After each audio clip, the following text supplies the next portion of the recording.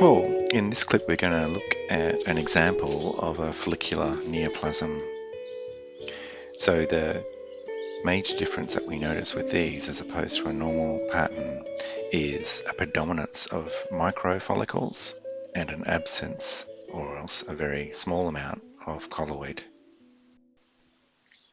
This is a pap stain, wasn't as good as the Giemsa on this case, but you can see even at this power the way the follicles are aligned in quite small little rounded follicles or groups.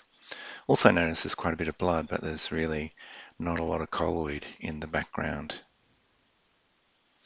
This is a Diffquix. The Giemsas, they are much better, and you can see cruising along here there is an absence of colloid, and then notice how there's just a pattern that's made up of lots of small follicles. So all the epithelial cells are arranged in these little rounded groups. Slightly higher power, you can see the way the little nuclei are arranged around like almost an acinar or follicular arrangement, and they're really quite uniform in size. The main thing also is that there's really no macro follicles here. So all of these follicles are made up of maybe, a dozen or so nuclei or less. If we look at them on a high power, you can see that's illustrated quite well. And notice how the nuclei are not sort of perfectly in a rounded arrangement. Often there'll be one or two nuclei that are just out of position. So it'll be overlapping with another one or sticking out too far.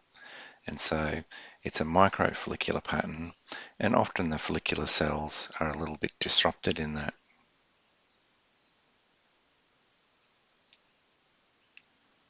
And notice how repetitious it is. So it's really all just little follicles, pretty much all the same size.